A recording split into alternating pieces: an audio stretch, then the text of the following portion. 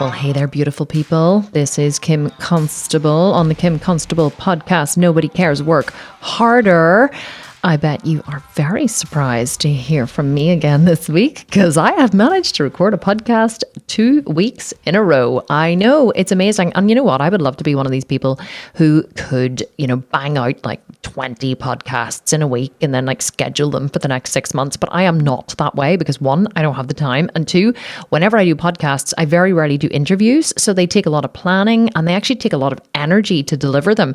And once I've finished recording a podcast, quite honestly, I'm exhausted because it's like teaching a masterclass for me because, I do it to the best of my ability, which is why you guys say that you love the podcast. So because that's how I do it and because it takes a lot of energy, you're just going to have to suck it up sometimes whenever there's not a podcast to be had. But you are going to be glad to hear that I do have a podcast for you. And it is an interview with the fabulous Mikhaila Peterson, who, yes, is Jordan Peterson's daughter. I do hate to give her a billing because she is a person in her own right. She is fabulous. She is not just Jordan Peterson's daughter. She is a friend of mine. We've been friends for many years. It's actually going on about 3 years, I think, or maybe 4. 3 or 4 years, I don't know, that we have been friends. We met on Instagram, we became friends, we WhatsApp each other, we chat, we connect, we send each other videos. She's wonderful. And I had her on the podcast before and I really did a shitty job of interviewing her because I actually cried on the podcast. I have been known to cry occasionally on the podcast, especially when I'm drinking whiskey, and you all love the whiskey interview, like the whiskey episode. I keep saying people keep saying to me, Kim, drink whiskey before you podcast because it was absolutely epic. So I probably should do a drunk podcast one night. But okay, I got sidetracked. Mikhaila Peterson, I had her on the podcast before. I asked her really shitty questions, and I wanted to have her back on because in the last 4 years, since I had her on 3 years ago, she has catapulted to success with her own podcast, the Mikhaila Peterson Podcast. And also did a debate in Oxford University. If you're in America, you might be like, where? But like Oxford University is the equivalent of your Harvard or Yale. So she is just an amazing person. She's extremely smart. I love her views on things. She has overcome an incredible amount of adversity in her life. And now she has cured herself of chronic rheumatoid arthritis, which she had since she was 3. And several autoimmune diseases. She's completely off all medication and pain-free from eating a diet of only, are you ready? Beef, salt, and water. Not even kidding. Now, when I say beef, salt, and water, well, she said now she can eat she can eat beef and bison and lamb or something as well. Now you're like, oh my God, Kim, all the vegans are now, you're now horrified. You're covering your ears. You're like, why is this girl on the podcast? This is like disrespectful to vegans. I totally get it, right? But hear me out. You have to hear her story because it's very easy to judge whenever you don't have all the data. And you know me, I don't like the angry peachy vegans. I don't like the judgmental ones. I'm always encouraging people to step back from their own judgment and their own perception and their emotional reaction and to gather more data so that we can all be the, what's the word I'm looking for? Like the basic premise of veganism is do no harm, but that also extends to human beings. And so I do see a lot of vegans in the world being really quite nasty to humans. I had one the other day who was like, you're using vegan in your name, but I see you're riding horses. You must be using the word vegan in order to get more attention and more followers. Scammer. I was like, where on earth did you come from? Scammer, she called me. I was like, do you get dizzy up there on your high horse looking down at the rest of the world? So yeah, we do like really, I think that sometimes we're a little disintegrated in our behavior when it doesn't match our beliefs. I am vegan. I believe that, all beings should be protected and taken care of and nobody should be exploited. But yet I'm going to call you an asshole and a scammer and I'm going to like unleash all my anger on you. Yeah, it doesn't really make sense, does it? So you're going to love Mikhaila. You're going to hear her story. And at the end of it, you're going to go, you know what? if I had gone through what she had gone through, I would be breeding cattle and killing them and eating them, because truly, if I had gone through the pain that Mikhaila had gone through, I don't think I would be vegan, truly. So you have to walk in another person's shoes. You have to listen to what she says. But apart from that, we talk about everything. We talk about COVID and vaccines. We talk about schooling. Maybe we don't talk about schooling. No, we don't talk about schooling, actually. I'm thinking of someone else. But we cover many, many different perspectives. And this is a really, really interesting, really intelligent conversation. And I know that you guys listening to this are like on another level with intelligence. And that's why you love these kinds of conversations. So I know you're going to love this podcast. So you know what you have to do. You have to leave me a review on the podcast wherever you listen to it. Screen grab that review, send it to me on Instagram. Make sure it's a positive and a nice one. And then we will pick a winner of a Sculpted Vegan program, and we will announce it in January. No, we will pick it in January and we will announce it in February. And you could win any Sculpted Vegan program of your choice if you just leave me a review and send me a screen grab on Instagram. So I'm going to go to the podcast with Mikhaila. I'm going to let you listen to it, and then I will talk to you again at the end. Mikhaila Peterson, for the second time on my podcast, and I feel very honored because I know you don't do a lot of interviews, and I promise not to cry this time. I don't care if you cry. I was like listening back to it last time, like, oh my God, I didn't even ask her any like half decent questions. It was so bad. That's not true at all. No, our last conversation was great. Thanks for having me back on. Oh no, here it's amazing. It's going to be a very different conversation today, which is good because it's funny because you started your podcast a year ago now, is it? Or is it longer? About a year and a half now. Year and a half, time flies. So the Mikhaila Peterson podcast, and you have exploded into the podcasting world with some absolutely incredible guests, some incredible, discussions. It's been phenomenal to watch your growth, as we've been friends for many years now, I think, which is random. We'll talk about that in a minute, but let me, for those people who don't know you, I'm just going to read out a little bit about you first before we start. So Mikhaila Peterson is a Canadian podcaster, CEO, and lifestyle and diet blogger. I got this from your website, by the way. Her podcast, the Mikhaila Peterson Podcast, provides a platform where she hosts a wide range of experts to discuss health, cultural phenomena, politics, and other topics that are often shied away from. And that is very true. And that's what I love about you. You're not afraid to speak out. She also has a series called Opposing Views, focusing on both sides of the debate on contentious subjects. Her background in overcoming severe autoimmune and mood disorders with diet and lifestyle alone, and subsequently becoming medication and symptom free, have inspired hundreds of thousands of people across the globe. Mikhaila's main goal is to help people become resilient, which is why I wanted to have you on the podcast, and realize how much control they have over their own life, to encourage others to take responsibility for their physical and mental health, and to help show people that they have the power to better their lives regardless of the cards they have been dealt. That is such a great introduction to you, such a great bio. I usually write something myself, but whenever I read that, I was like, it literally just covers everything the reasons why I wanted to have you on here. So, but listen, from your point of view, I would love, can you tell my listeners a little bit about you? Where did you grow up? What was your childhood like? Just kind of a little bit of a background story. So I was born in Montreal.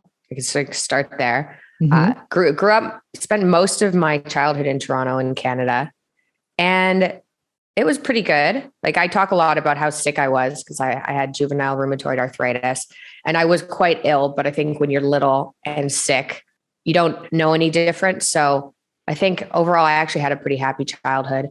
I was diagnosed with depression when I was in grade 6, but it was always like, okay, that's the medical problem, and it's not because your life is bad. And so I think that made it easier to deal with, because I was like, my life isn't bad. I'm just like feeling awful, but that's because I had an autoimmune disorder. I had this depression. So I grew up in a pretty stable like family. My dad, your listeners might know, Jordan Peterson. My family was pretty good growing up, but I dealt with a lot of health problems. And I had my hip and ankle replaced when I was 17 from the arthritis, even though I was on immune suppressants. So they obviously didn't work very well. They didn't stop. When I first went on them, I went from being nearly wheelchair bound to running around in like 5 months. So they made a massive difference right away. They're injectable immunosuppressants, this one called Enbrel and methotrexate. But for some reason, they didn't stop any of the tissue damage. So my joints became less swollen, but then when I was 17, I had to get them replaced because all the cartilage was gone in my hip and my ankle. So the doctors had no idea what was going on. And that kind of led me to diet by the time I was 23, because I kept getting sicker and sicker, and I had more diagnoses just piling on top. I was getting rashes. I had idiopathic hypersomnia, chronic fatigue. The depression was getting worse and worse and worse. The arthritis wasn't going away.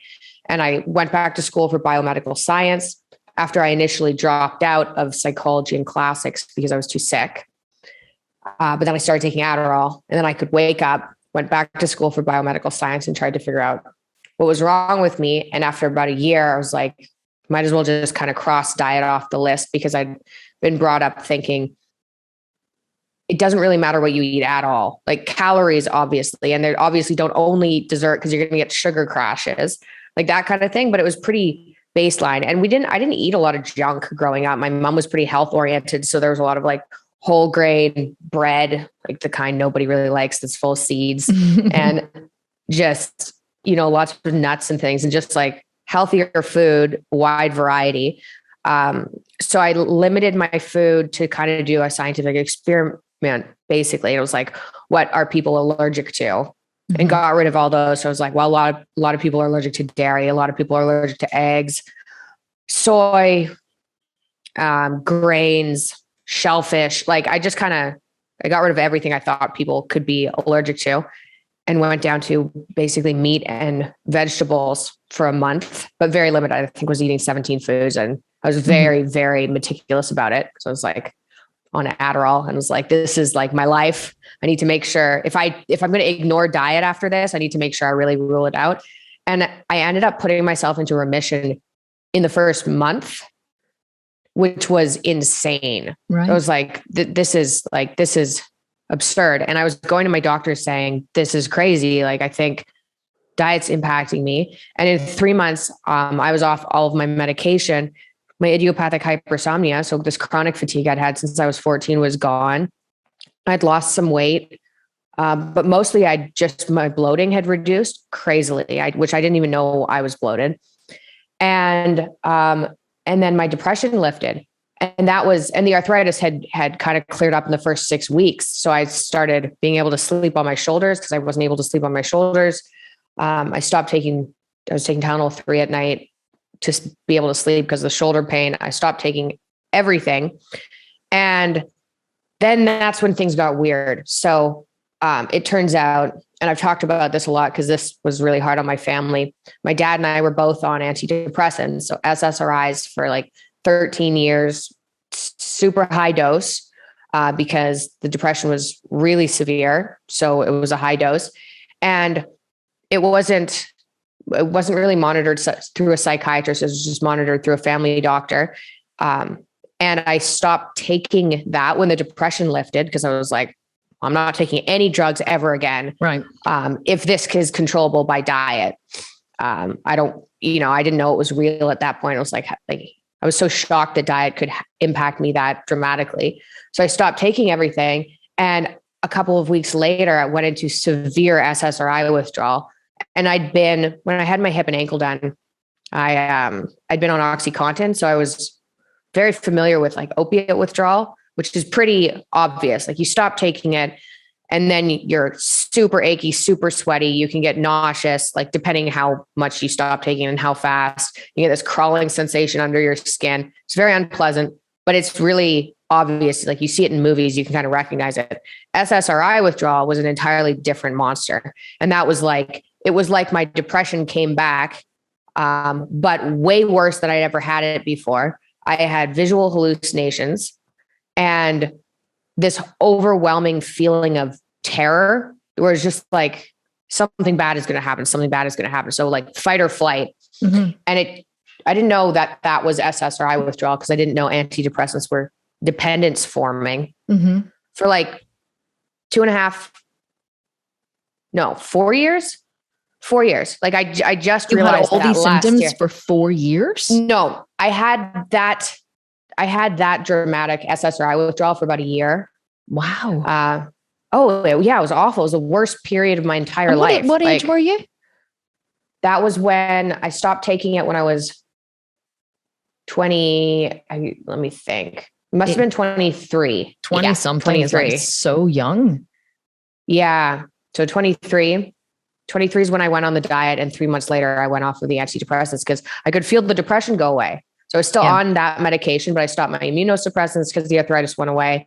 I was on this antibiotic for skin rashes, stopped taking that. I was on Adderall, stopped taking that because my chronic fatigue went away. And then was like, oh, the depression's gone too. Okay, don't need that one.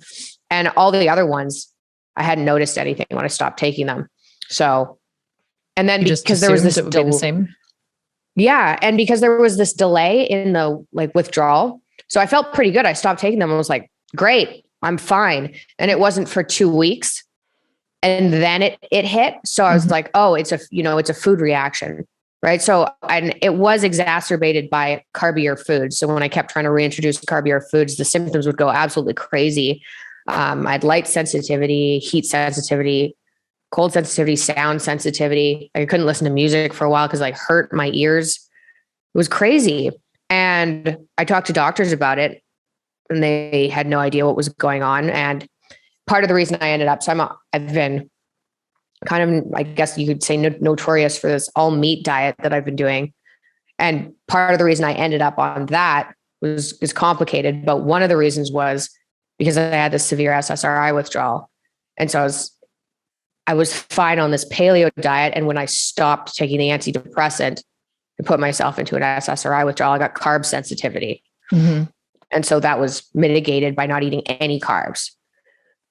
And so anyway, I kind of got that under control. And then I had a baby and then my autoimmune symptoms came back. So then it was like after you gave birth, after Scarlett was born, like while I was pregnant. But I thought, I was Googling, I was like, I'm itchy. My arthritis is back. I'm weepy. But that's just hormonal pregnancy. Changes. Yeah.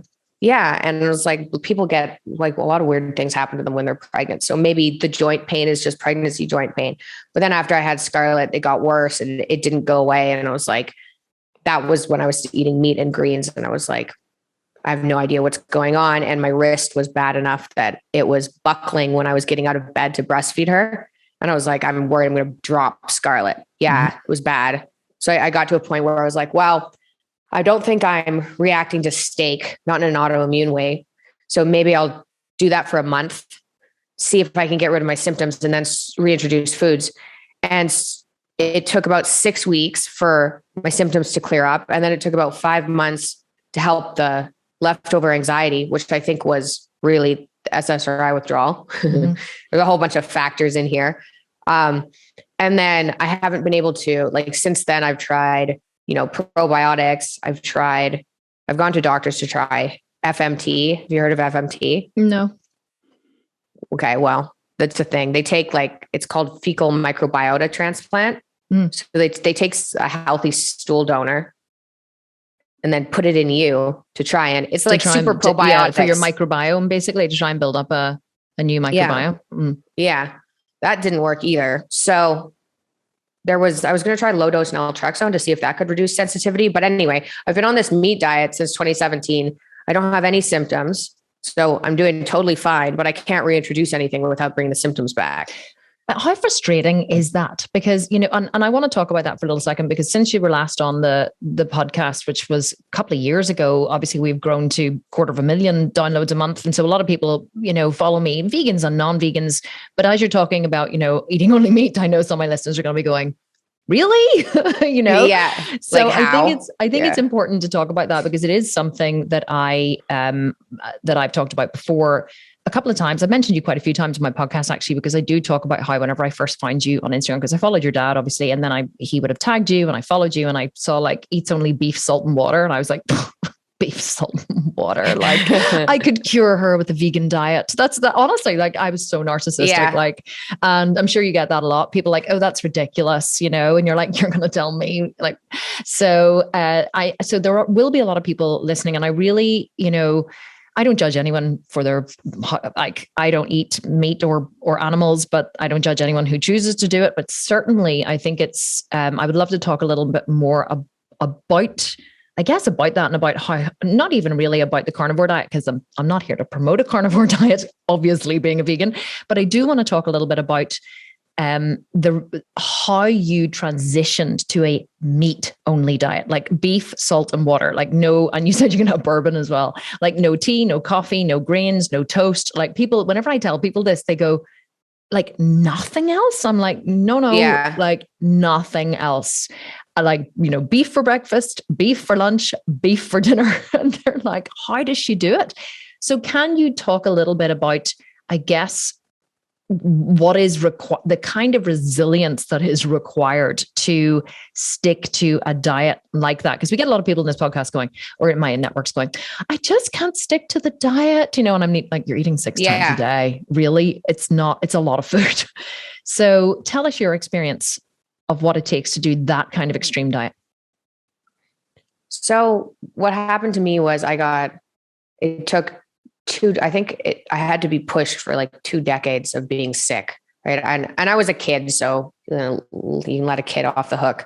But I started researching when I was 18 to try and figure out an underlying cause. And then by the time I got to diet, I didn't feel like I had any other option. I'd spent, I first went into, I guess, the medical community when I was 7. And it wasn't until I was 23 when I was like, I'm dying.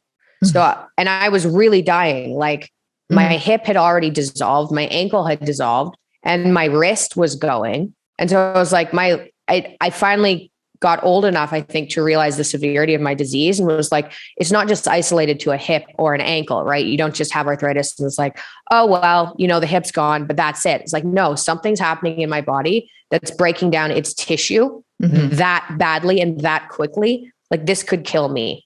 Right. So I got to that point, was like, I remember, it was silly. I dropped out of psychology and I was in makeup school. And there was a reason for that. It was because I'd been so depressed as a teenager that what made me feel better was like making myself look good on the outside, because I felt so awful on the inside. So at least I could like have this kind of like you could control the external. Like that's why people clean their house whenever they're feeling stressed. It's if I can control the external environment, it'll make me feel better internally. Yeah, for sure. So that was why I went to makeup school. It's like, well, if I can help other people feel like that, that would be good. But then I was in makeup school and I couldn't use my wrist. And I was like, this is not the profession for somebody with arthritis. I was like, what am I doing? I can remember being like, oh, my wrist really hurts. And then being like, how do I know that it's not next? Right. It could be next. And so there was one thought I had, and it was like, okay, I'm going to fix my problems or I'm going to die trying.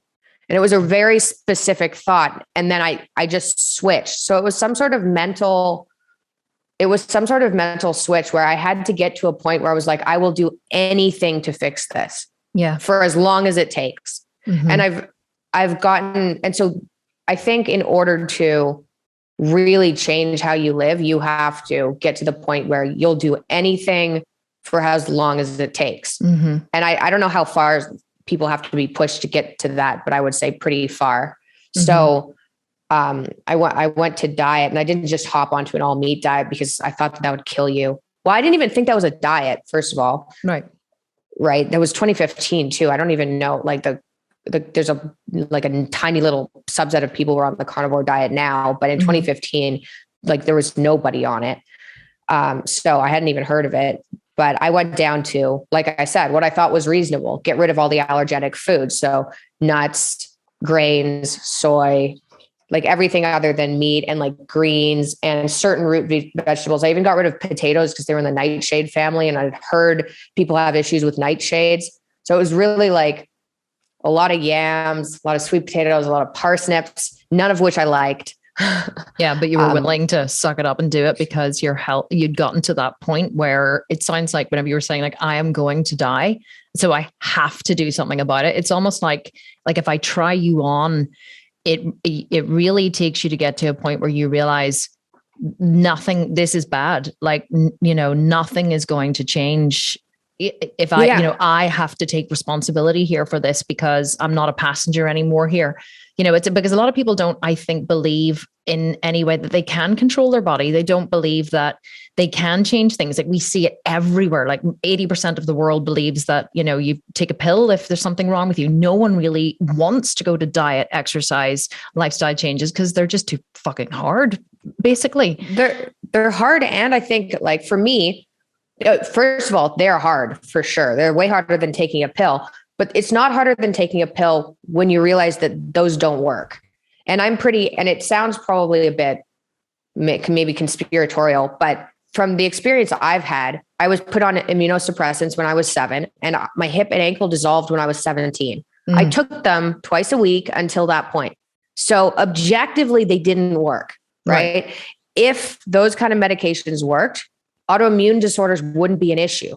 Yeah. Right. So they don't work. And then antidepressants, nobody knows that those lead to dependence and that you can't get off of them. But if you look at the stats, generally speaking, if somebody's on an antidepressant or a psych med for over a year, they don't get off of it. And it's because their underlying condition like never goes away. But it turns out if it does go away, your brain's adapted to this medication, which makes sense because it does that for opiates. It does it for like benzodiazepines. So it does it for these other drugs. So when you start looking at problems like, oh, this easy solution doesn't work, then the other solutions that do work look a lot easier. So with my experience with the diet I'm on, it's the parts that's frustrating is I do think that there's an underlying problem that could be solved if I knew what it was. Right. And for a long time, I was looking into the microbiome, being like, I was on antibiotics the first time when I was maybe 6 months old. I was born through a C-section. Like maybe my microbiome has just been damaged for a very long time. And maybe it can be repopulated somehow. The gut can be sealed and I won't have an autoimmune disorder anymore. But I've done way more than like anybody I know in order to do that. And I still haven't fixed it. There's a possibility that the microbiome you have when you're little modulates your immune system. And so you need that then in order to have a normal functioning immune system when you get older. But I'm not totally like, I usually think you can solve problems. I just haven't figured it out yet. But I think that's the frustrating part for me is I still think that there are things I could do and I don't know what they are. The frustrating part isn't sticking to the diet because the alternative is having an autoimmune disorder. Right. And when I get symptoms, like I can't do anything, I can't think, right? It's not just, oh, my joints hurt. It's, I'm sweating at night, but the worst part isn't like the pain or the physical symptoms. It's that I can't think.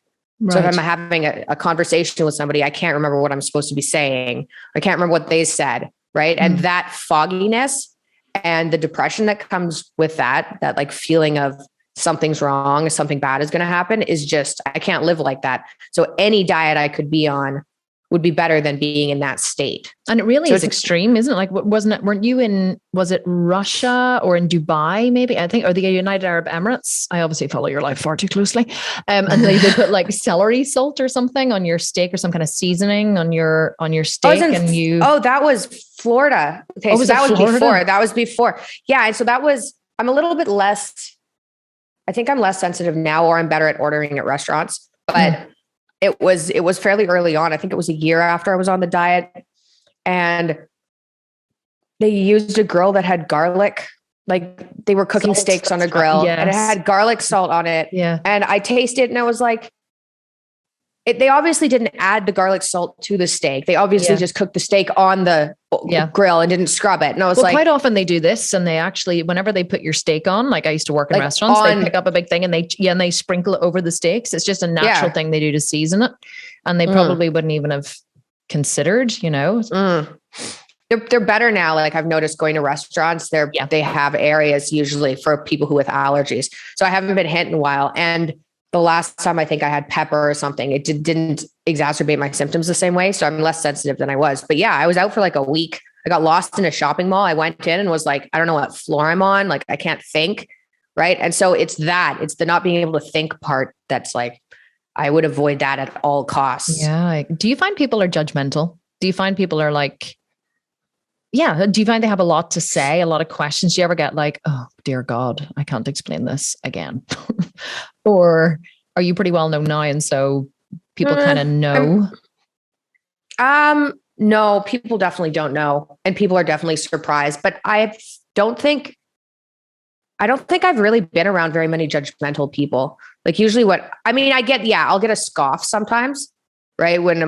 I'll get a scoff sometimes, but then when I'm like, hey, I had arthritis and I had my hip and ankle replaced, and I tried a whole bunch of things. And then I ended up on this, and I'm not really having a fun time on it either, but my symptoms are gone and this is how it works. Then they're like, oh, okay. I guess that's why I get defensive of you. And I've talked about this with you before because of and I think it's an important subject to bring up here because we are, on opposing sides of the dietary scale, or whatever that would be. But I guess, it's probably why I'm protective of you in a way, because I know that I hate the angry, preachy vegans. Like, I go on about them all the time, and they are the nastiest bunch of bastards you'll ever come across. But I know that it's very easy with very limited data. And I think this is what happens. People have very, very limited data. They see Mikhaila Peterson eats only beef. Oh yeah, she autoimmune diseases. Well, what does that really even mean? And then they instantly go, you're slaughtering animals and you're killing animals. I haven't done my Wicked Witch of the West voice in ages on the podcast. They all love it. But I like that. Yeah, I'm like, you're killing the animals. And so it's very easy to, to stand there. But I said to people, I'm like, listen, if I had been through what Mikhaila had been through and the only thing I could eat would be beef, I would be killing a whole herd of cattle. I'd be feeding it to my kids. I'd be eating it. Like, your health and to be able to function in the world pain-free is something that most people take for granted. And I genuinely do not think that you can judge anyone based on your own experience if you have very limited data points. And I do find that does happen. You were speaking in Cambridge University recently, weren't you? I did. Yeah. Yeah. Yeah. How was Oxford. That? Oh, was it Oxford? Was it both Cambridge and Oxford? No, Dad spoke at Cambridge and Oxford. I spoke at Oxford. You spoke at Oxford. How was that? It was weird. So the thing at Oxford was actually a debate. So it was a whether we should move beyond meat debate. Oh. And so the house, and so they invited me to be on the opposing side. But basically they have this, I don't know if people know about it. I didn't know about it, but it's Oxford Union debates has been going on for a very, very long time. And then the house puts forward a motion. So the motion was, we should move beyond meat. Right. And then you have like 3 people on each side, and they both do 8 to 10. They each do 8 to 10 minute kind of spiel. So it's not really a debate because they're kind of pre-written speeches. It was super weird. Like, who's Paul McCartney's ex-wife was on the other side. Heather Mills. What's her? I want to say Heather Mills. Heather Mills. That's exactly who it is. Heather Mills. Yeah. She was on, and she's her story. She's vegetarian, I think, but she's like really anti-fur and anti, animal products being used on. I think she's vegetarian, but she may be vegan. I think she's vegan. Okay. I think she's vegan, but so she started, and her story at least made sense. Like, she wasn't vegan. She got hit by a car. She ended up losing her leg. Mm-hmm. And then she wasn't healing in the hospital, and the doctor put her on a vegan diet, and she healed. And so, like, okay, you go through something like that and you can see like, firsthand. Yeah. So I was like, well, at least that made sense. And then I told my story. So I had the same kind of like, health thing. And then the other 2 people were it was crazy. Okay. It hasn't been uploaded. You'd really like it. Cause the last person, it was each hamburger is served with a side of misogyny. Like, there were lines like that in it. Oh no, but every single sentence was that good. My eyebrows just shot up for anyone listening and not watching. It hasn't been posted yet, but I'll send you a link when it's posted, because my dad was in the audience and he was dying in the crowd, because it was like, it wasn't even about veganism. It was about the patriarchy and how it was the patriarchy, right? And how, it sounds like she just wanted to stand up and have her voice be heard, Yeah, but you can tell she'd been doing that since like the 70s. Yeah. And it was crazy. So it was just a weird back and forth. One of the people on my side also turned out was a vegan. So their argument was, I was like, this is just weird. It was very entertaining though. I was glad I won. Do you not think that people get stuck an awful lot in content? I talk a lot about process and content, and I always say it's not, because I would speak sometimes or write posts or like the vaccine debate recently. Like I was asked to speak at a rally in Belfast a couple of weeks ago, and I spoke, and I didn't, it wasn't an anti-vaccine rally. It was an anti-COVID passport rally. And so basically my speech that I gave was less about, the content of what would happen if the passports were introduced and how my human rights would be taken away. And I took it out to a process orientated argument, which was more about the reason, there is a whole group of people in the middle. There's the anti-vaxxers who are really extreme. And then there's the pro-vaxxers who are really extreme. And then there's this big group in the middle who really just don't fucking know. They're like, got the vaccine, thought it was the best thing to do, wanted to go on vacation, not really sure it was a good thing, probably get the booster, maybe not, they're like, but they don't think the passport's a good idea, but yet they're like, well, I kind of got vaccinated and I have one. Is it really worth rocking the boat? Do I really speak up? They know it's wrong. Yeah. And so I went into, I took it to a, what does it mean? If you don't vote, you're voting with the oppressor. If you say, I'm not going to say anything, you're voting for the passport. Even if you don't believe it, in order to cast your vote, you have to speak out. And so that was the kind of argument that I took it to, like, what does it mean if we allow these to come in? And I had so many people in the comments who really just didn't get it. And they kept getting stuck in content. You should get your vaccine to protect other people. And you're an anti-vaxxer. We should have passports because this and that, whatever. And they just really missed what I was saying, or what I was even trying to say. And I realized that most of the world is just stuck in content. They can't even take it beyond that to what would need to be true in order for this to happen. I'm not explaining it very well, but do you understand what I mean? I think I totally get it. It's hard whenever you're stuck with someone who's just hammering home their point of view. And I think that's why it's good for you and I to have these kinds of conversations, I guess, to show you're pure carnivore. I'm pure vegan, although I'm not vegan enough to be vegan for the vegans, but I don't eat, I eat a vegan diet or a plant-based diet, but I do wear leather and wool and ride horses. Apparently you're not allowed to do that either. Okay. Yeah. They're sentient beings. And so, but I'm like, I've ridden horses my entire life. My horse is very well cared for and they love me a lot, I think, because anyway, I'm projecting into the horse, but I completely lost my train of thought now. Yeah, here we are having a conversation, which isn't about you eat meat and you're bad. Well, you don't eat meat and you're hurting your body because you need the amino acids, but more into a process-based argument of, me understanding why you choose what you do. It's not where I'm not giving my point of view, you're not understanding why I choose what I do, but like, it's incredible what happens when you just step back from your own fear and your own opinion and see the bigger picture. And I love that's what you do in your podcast. I think whenever I listen to it, especially the opposing views, like sometimes you must do those opposing views and you must really like be on the one person's side. And it takes a lot. It's tricky. It takes a lot. It takes a lot. I've gotten used to it. So I'm doing like, I'm basically, I'll have somebody on with a pretty contentious subject. So like abortion, where there are people who are extremely pro-choice and people who are extremely pro-life, and they think the other person's like the worst person in the entire world. And so I talked to a couple of people like that. And it's like, I think I'm able to separate myself enough that it doesn't really bug me. I was more involved in I had a COVID one and it was it was like midway through and I remember. and I've had a couple of COVID ones now and I was way more in agreement with one person.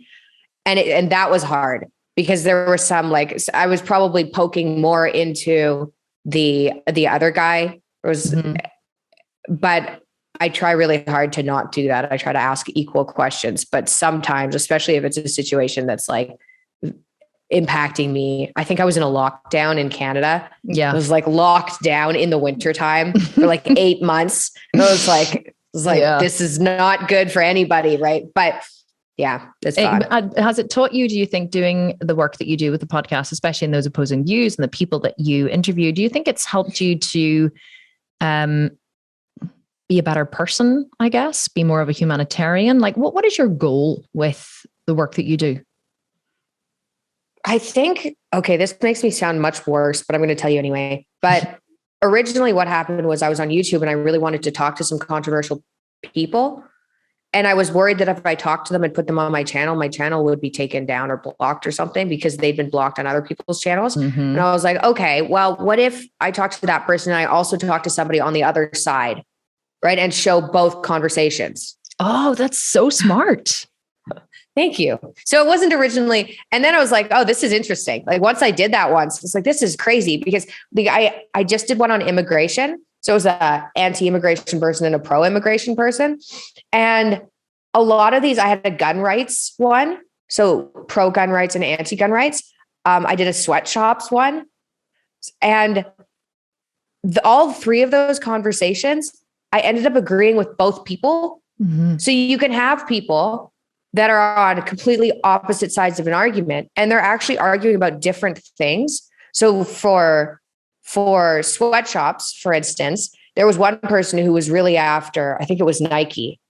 So it was like Nike, if they paid people $1 more in some of these countries, it would completely transform their lives and it wouldn't cost Nike anything. Right. Mm-hmm. And I was like, okay, that could be true. And then the other person was like, oh no, some of these sweatshops, depending on the sweatshop, actually end up boosting these places' economies. And if you look at it kind of in an economical fashion, if you look at it over a long period of time, places start like that and then they grow and they stop doing that. And it's just one of the steps towards becoming richer. And I was like, that could also be true. So a lot of these conversations, they're not actually arguing about the same thing, right? Which is interesting. And like even the abortion one, it's like pro-choice is like women need to be in control of their lives and you can't take that away from them. And pro-life is like, oh, you're killing a baby. And so we need to save the baby. And so both of them are saving different people, right? Mm-hmm. One side's saving the woman, one side's saving the child, the baby. Yeah. And it's just, if you stay, I think the only way to really like live, if you want to be able to think, is to kind of step back and listen, right? Listen to people instead of being like, oh no, like these are my preconceived notions. And I think I have an easier time doing that now because I had a whole bunch of preconceived notions before I kind of went on my own journey. And one of them was, oh, the medical system, thank goodness for the medical system. I wouldn't be around without it. And then that transformed into, wait a minute, all my problems could have been solved with diet. Mm-hmm. And then maybe if I was little and I just cut out some of the inflammatory foods, like maybe if I just stopped eating grains, it turns out I have celiac disease. That's the other thing. So people with celiac disease can't eat gluten, period. Right. They can't use gluten, shampoos, hand wash, and you can't put it on your skin, on your hair, on your body. You can't touch it. Can't touch cereal, Yeah. Yeah. It's scary. It's bad. But like, maybe if I had known, if they'd looked into diet earlier, maybe I probably wouldn't be as restricted now. Right. Because I don't have, 25 years of damage. It's not how we're educated though. We're not taught we're taught to trust the government, trust the pharmaceuticals. We're not taught that. You know what? I just had this realization, right? Whenever you were talking about the opposing views, that if the world, and I really want you to, if you're listening to this, I really want you to sit up and listen to what I'm going to say, because I think it's very important. So I think the problem with the world is, and the reason why people get so vested in the decision they make, even just thinking about the vaccines. My husband and I were talking about this the other week, and he was saying the problem with the vaccinations, or the problem with COVID, as far as we can see, and we talk a lot about stuff like this, is he said there's no trustworthy data. It's not like you're like, well, this is what we believe in pharmaceutical companies, and this is what we believe will happen with the vaccines, and this is what the government wants. And then on the other side, this is the harm that could be caused. This is the reason why you shouldn't. So we're not given the full picture in order to make a decision. And so therefore, because there's so much, like I had to make a decision based on intuition, because there was so much of a lack of credible data. Because if the government says, or the pharmaceutical industry say, if anyone says to me, do this, I go, well, hang on a second, I need more data, because I will never just do what I'm told. I'm always trying to get all the data in order to make a decision. And in the end, you just have to make a decision and hope that it was the right one. And that's what I did. But the problem is, so many people did what they were told without actually assessing the data, and then had to go through cognitive dissonance to reframe their decision in order to make it the right one, because what if it was wrong? And what you're doing with the opposing views is wonderful. If you could just like speak to the Prime Minister and have him like do this in Parliament, this would be, I guess that is kind of what they do in Parliament as well a bit, but what you're really doing is giving people both sides of a very well thought out argument. And then really in the middle, you would have to then look at an individual decision. Do I get an abortion or do I not? And at least then you would make that decision. Mindfully is the wrong word, with data, rather than just making it out of fear or making it out of lack of data. Or do you get what I'm saying? That's what I think it's wonderful what you're doing with the opposing views, and they get a lot of traction, don't they? They get a lot of people are interested. I get some complaints because how I do it is I'll have a list of questions, and usually I send that list of questions to both people I'm talking to, and I choose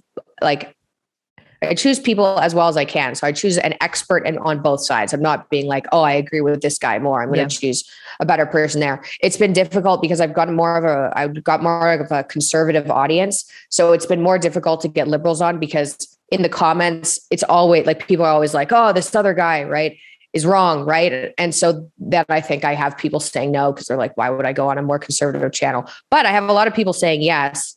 I don't know where I was going with that. What was your question? My question was just, I was just saying how great it was about the two sides of the opposing views. I don't know. We're just actually talking it out. Okay. I was saying giving everyone data. I was saying if basically what it does is it gives a lot of people data in order to make an informed decision. That's the word I was looking for, informed. Yeah. So that's what you're doing. But then you were saying it's difficult to get people sometimes on one side. I remember where I was going with this. That was a roundabout way of doing it. But I think the complaint I get is, why not just have a full out debate? Like, let the people talk to each other. But from what I've seen, people are arguing about such different things that they wouldn't be able to communicate even. And they get vested. Yeah. And they get angry, right? But like the immigration one, it was like one person was saying, well, we should increase immigration, bring more skilled workers. He was basically bring more people, because that's how you grow a country, and that's how you improve the economy, because people are spending more money. Right. And then the other person was like, well, our country is big enough. It's not the same as it was in the 1910s when we needed an influx of people. We need to focus more on people who are nearby. More immigration impacts people who make less money. Right. That's where it's a problem. It's not the problem for rich people. Yeah. And it was like both of those arguments are probably true. Right. So it's hard to have a conversation. It's hard to have a debate between two people when they're arguing about two different parts of the same argument. Yeah. So I think separating them out and just having a conversation has worked out really well. And then you actually get to see how they think. I always say everyone is correct down to their assumptions.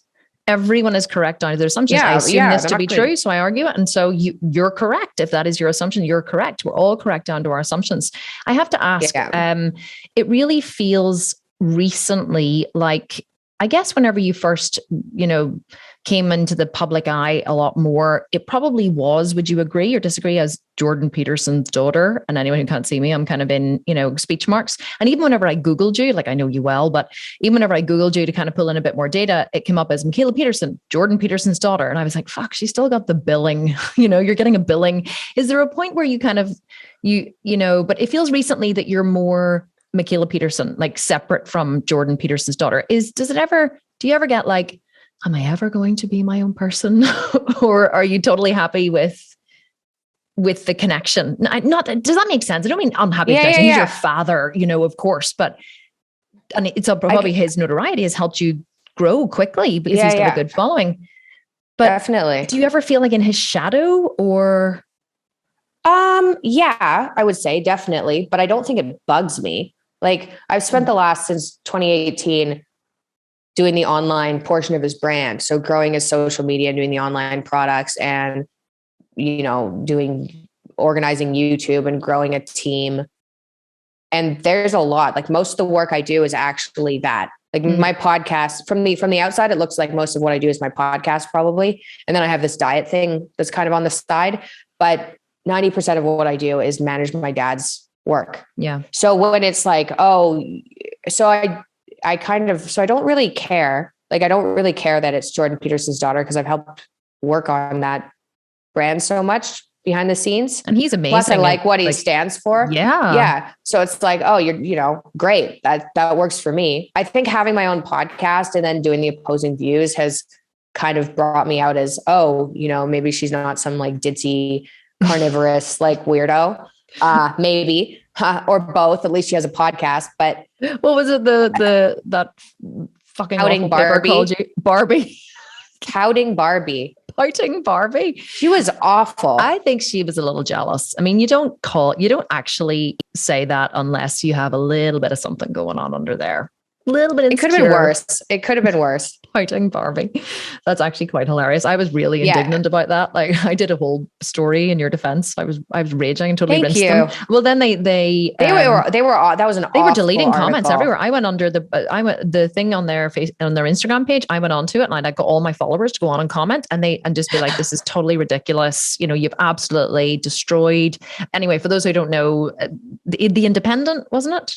Was it? No, it was The Times. The Times. So the Times in London, just very quick backstory, were chasing your dad for ages to do a piece on him, and they wanted to be really sympathetic and wonderful about his illness and stuff. And you guys went on, you did the interview, and then they crucified you and crucified him and painted him as some depressed, anxious, schizophrenic basket case. And you as a pouting Barbie, like, it was ridiculous. But they deleted all the comments. They deleted all the comments. And I was like, oh, free speech doesn't exist here. Before we finish, I've just realized 45 minutes, we're gotten in. There's a couple more things do you have time for 2 more questions? Definitely. Yes. Okay. Yes. So I would love to know, what advice, as someone who's been through a lot, what advice would you have for someone who really thinks they can't do something or is struggling to make a permanent lifestyle change? Because that does happen a lot to people who listen to this podcast. They are struggling and they're struggling hard and they have a lot of adversity in their life. What would be your advice for someone like that, as someone who's cracked it? Okay. So I would say, figure out what your goal is, right? And figure out what your end goal is. So if it's, health related is easy. You're trying to get healthy, right? Figure out the smallest, pain-free, something like that. Figure out, you have to kind of figure out the steps that lead you towards your end goal. And then you have to figure out the smallest step. You have to figure out the smallest step you're actually willing to take, that you will take. So it's not like cure, right? For me, it was like cure my autoimmune disorder. It's like, whoa, that's literally like, people don't even think that's possible. So that's going to be tricky. But then what was the first step? Like, go backwards. Okay, well, I probably need a PhD in immunology or microbiology. Okay, well, then I need a bachelor degree in the science, right? Okay, well, in order to get a bachelor's degree, I need to finish. I didn't have my high school sciences because I had my hip and ankle replaced and I missed 2 years of high school. I was like, okay, well, in order to get the bachelor's degree, I need to get my sciences. Okay, how do I get my sciences? Well, I can go online and sign up at this, college. Okay, well, what's the step there? Well, just make an appointment and drive there. Okay, am I willing to do that? Yeah, I could do that. So you don't have working backwards, basically. You work backwards, and then work backwards to like the smallest step you can do. So if it's fix your diet, right? I mean, I was dramatic with it. I just cut everything. Like, I went down to 17 foods and just was like, we'll see if it works. Right. But if you can't do that, and most people can't do that, then maybe if you want to lose weight, maybe you stop drinking juice and milk and you drink water in the morning. Right. Maybe you don't even drink water all day, because some people, like, I remember I used to drink Diet Coke most of the time. Yeah. Diet Coke. That was what I drank. And so, like, maybe you switch from Diet Coke to sparkling water, or maybe you just switch from a Diet Coke in the morning to a sparkling water in the morning. And that's still like, you're still going in the right direction, but it's one small thing, right? Maybe if you need to fix your sleep schedule, you go to sleep 15 minutes earlier. And then don't disregard that as an accomplishment, because you're actually improving and you can keep doing that. And eventually you'll get wherever you want to go, but you don't have to start with the biggest step, which is write a book or cure something or get a 6-pack, right? Yeah. Like, you just change one tiny little thing that's easy for you, and then keep changing those tiny little things, and it'll get easier and easier and easier. Because the step won't be from like, but I mean, it's either you're going to be, if you're impatient, I was impatient, do it faster. Right. But if you can't do it faster, then you don't really get to be impatient, right? That's a really good point, actually. It's like, it's okay to be impatient if you are, do it faster. And if you fail, well, then you realize it's not going to work for you and you have to take a step back. Sal Di Stefano, I interviewed, do you know him? I like Sal. Oh, he's amazing. Yeah. I love him. And so he was on the podcast with me a few weeks ago, and he says, never commit, never decide you're going to do a fitness program when you're motivated. Never. He said, if you're lying there fat and like, you know, you've been drinking too much and eating too much, not exercising, it's after the holidays, and you're like, oh, and then you're like, right, I'm so motivated, I'm going to start like a new gym program and a diet. He said, it's the worst time to do it. Do it when you're not motivated. That's when you plan your fitness program. Because otherwise you're going to plan 6 days a week and 5 days cardio, and I'm going to do a HIIT class and a yoga class. And you're absolutely not going to do all that because you're feeling motivated. You're in your motivated state. He said, do it when you're in your not motivated state. And I thought that was epic. Do you think then that people who have, it's almost like, if I liken it to you, don't make this big plan when you're in an enormous amount of pain. Wait until you have like you're in a maybe a place where you're not in so much pain. You know, I guess you probably had ups and downs with your pain. Did you? It was basically all down. I don't know. I'm torn about that because I know I was so miserable that it was like, usually what I tell people to do, it's hard to say. It really depends on the person, because there are people who are like half dead and they can literally switch their diet and then feel better fairly rapidly. I don't know what the difference is between someone, like I know people with autoimmune disorders and they've tried the diet I'm on and they can do it in 6 weeks. And that 6 weeks sucks because going through those metabolic changes, going through like all the withdrawals of all the different foods that you're used to eating, the social part, like it's awful, but they'll do it.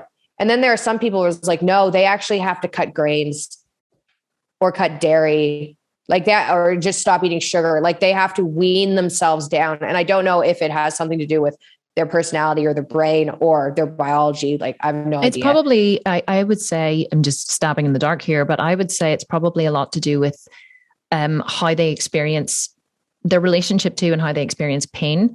Because a lot of people I see, you know, or especially in my work, and they'll be like, oh, I can, but you know, this is the biggest one I hear. You're going to absolutely laugh at this. They go, but what if I feel hungry?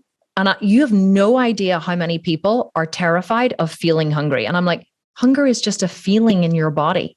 But we've been programmed, I think, a lot as children when, you know, parents are like, eat up your food. And, you know, and I don't actually know why we're programmed that way, but a lot of people are fearful of hunger. And I went to a boarding school where the food was very sparse. So I was never afraid of hunger. But I think that I definitely was. Were you? Right. Oh yeah, for sure. How did you overcome it? With the fasting? No, I didn't do the fasting, I think, until that went away. And then I don't think I could have done it before that. Getting off of the carbier foods really helped because I stopped having the sugar drops. Like I think it was massive sugar fluctuations, but also I realized that the medication I was taking, SSRIs, one of the side effects can be increased hunger. So I was like starving all the time. And when I stopped taking that medication, it was like, oh, that's kind of gone. So that turns to a side effect I didn't know I had, but it really changed.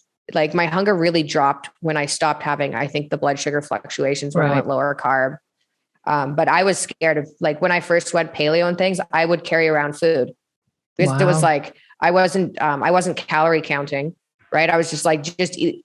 All that I cared about was what I was eating so that there was less inflammation. It was like, just eat. And I was having such bad sugar cravings that I was like, I was worried that if I didn't have food with me, I'd eat something I wasn't supposed to eat. So I was carrying around like collard greens and a burger. You sound like a bodybuilder. You sound like a bodybuilder. That's what we do. We pack our food and we carry it with us. Because let me tell you, if you get hungry and you don't have your food prepped, you're going to eat something that is not on the diet. That's why you have to prep your food and bring it with you. You have to be super organized. You could be an epic bodybuilder. Really actually. Annoying. Yeah. Probably not a vegan one. I have to be definitely not a vegan one. Last I have to go to the gym more. Yeah. Well, you know, you've got an excuse not to, up until now. Last question, Mikhaila, what would you like to achieve? Like if you got to the end of your life and you're an old woman in your rocking chair and you're looking back in your life, what would you like to say that you achieved or changed or, you know, that would make it worthwhile for you? And I know this is quite a big question. I probably should have sent it to you in advance, but is there one thing that you're really fighting for that you would feel happy if you impacted people with? Yeah, I'd like for sure. There are a bunch of things, but I think I'd like the first line of treatment from the medical system for lifestyle diseases. First of all, for them to recognize that their lifestyle diseases like autoimmune disorders, probably most mood disorders, things like that. I'd like the first line of treatment to be eliminating inflammatory foods on a diet rather than putting people on a medication. Because I think, even for 2-year-olds with autoimmune disorders, limit their diet so you have less variables in what they're eating, and then introduce and see what happens, like reintroduce and see what happens. It's so much safer than medication and it's doable, right? But the medical community doesn't realize there's a link between what you eat and your health. So if that turned into first line treatment, it was like, oh, you're experiencing these symptoms, limit your diet. Interesting story, if I may, very quickly. My nephew in Australia, his mum is my husband's sister. And whenever she gave birth to Lockie, her child, he's 18 now, I think he's 18. And whenever she gave birth to him, she breastfed, and then she gave him his first round of immunizations.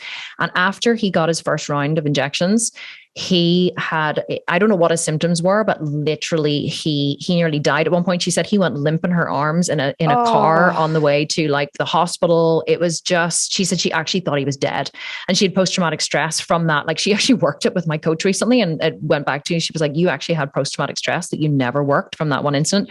But anyway, the point of the story is, whenever he started eating, whenever she started weaning him, I'm not sure what age he was whenever all of these crazy things started happening. But again, they just wanted to give medication, and she absolutely refused. And she put him on a diet where I remember going to Australia to visit them for the first time. And Corey, my eldest son, was 8 months, I think. And Lockie was 2.5 because so he was 2.5. And all he could eat was oats, sweet potato, watermelon, olive oil, and salt, I think like that's it. That's all he could eat. There might've been 1 or 2 other foods. And so she would make veggie cakes and sweet potato chips and oat with water and like no sweetener, and that's all he could eat. And so over the years, she restricted his diet right down to what he could actually eat. And I think, no, he only started eating meat, I think lamb was the first thing he was able to eat. But anyway, regardless, lamb. So lamb he has to be lamb really and beef. Easy. Yeah. He still can't eat chicken. Yeah. Okay. I can't. So I don't just eat beef, right? I eat bison and lamb and veal and anything that comes from a ruminant animal. I can't do chicken. I can kind of do wild salmon in small amounts without getting arthritis, but like those, I don't know what it is about those animals, but they seem to be easier on people than chicken. But who knows how chicken can be. Lockie is now 18.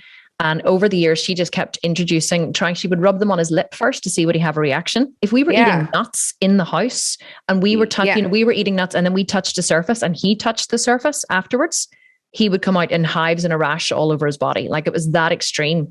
And so, but now he's 18 and there's a lot of food still he can't have, but his diet is huge and varied in what he can have. Yeah. He can have white potato, he can still have sweet, he can have, red meats are fine, no chicken or anything. He can have corn or corn chips, dark chocolate. It's incredible. Okay. So your hypothesis could be true, that if it had been dealt with in childhood, your body could have adapted over the years. Well, I think so.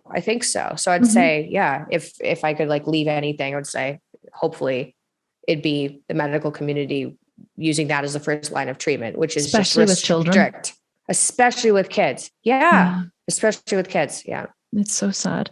Mikhaila, you have been an amazing guest. I love chatting to you. Like, we're always WhatsApping, but like we never actually make the time to chat because we're busy, but this was incredible. Can you tell my listeners where they can find out more about you? Because 70% of them are actually carnivore, which is interesting. What? That's 70% of people who purchase my programs are not vegan or vegetarian. 70%. That's amazing. Isn't that amazing? But I purposely went for that market. I went for I'm not judgmental. You want to come on over and try the water? Yeah. We've got gin and cocktails and it's warm and there's no judgment. So I attract the ones who are interested in a vegan diet, but not ready to go the full hog or, whatever. So I know a lot of them would be interested to follow you, especially watch your podcast and stuff. So tell us where they can find you. So I'm on YouTube, Mikhaila Peterson, and that's Mikhaila, Mikhaila Peterson. And I'm on Instagram, Mikhaila Peterson. That's probably the best place to go. We're going to link in the show Podcast notes, on YouTube. of course, and put this on YouTube as well. And everywhere someone's watching or listening, we're linking in the show notes. So we will link to that. We'll link to your website. And I just want to say thanks again for being here. It's been... Thank you very much for having me on. That was wonderful fun to chat to you. Okay. Thanks, Mikhaila. I'll talk to you soon. Well, I didn't let you down, did I? Wasn't she amazing? I just adore Mikhaila Peterson. She actually said that her dad would come on my podcast too. She could arrange for him to come on.